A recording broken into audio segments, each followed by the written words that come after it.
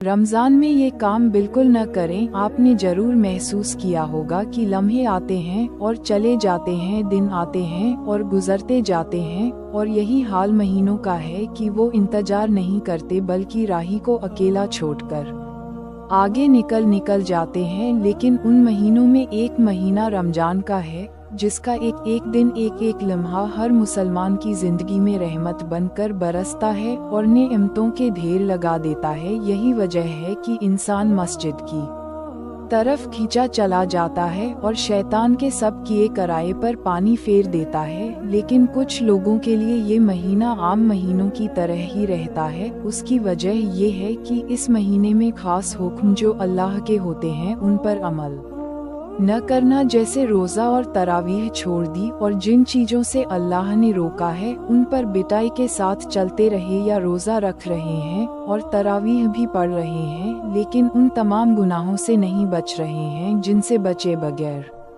रोले का मकसद हासिल हो ही नहीं सकता। आप खुद देखा लें, इस महीने में सहाना जो हलाल था कुछ बढ़त के लिए उसको भी हराम कर दिया गया, तो जो चीज़ें पहले से ही हराम हैं उनका तो अब डबल नुकसान होगा। तो यहाँ पर मैं एक काम आपको बता रहा हूँ, अगर आप उसका अहद कर लें तो यकीनन आप इस रमज़ान में इनकलाब ले आएंगे और रोज़े का जो असल मकसद है तक़िया हासिल करना, उसकी तरफ कदम बढ़ा देंगे और पिछले महीनों के मुकाबले इस महीने में तब्दीली महसूस करेंगे। वो काम ये है कि इस महीने में आप एक चीज़ तय कर लें कि इंशाअल्लाह कोई गुनाह नहीं करूँगा। एक वो गुनाह जो आँखों से होते हैं, जैसे बदनज़री करना, नामहरम को देखना, जिनको देखना करीजत ने मना किया है, सामने हो या स्क्रीन पर वगैरह, तो आप में तय कर लें कि आँख गलत जगह नहीं जाएगी। दो वो गुनाह जो कानों से होते हैं, जैसे गीबत सुनना, किसी की पीठ पीछे बुराई सुनना, और जो चीज़ें इस्लाम में हराम हैं उनको सुनना।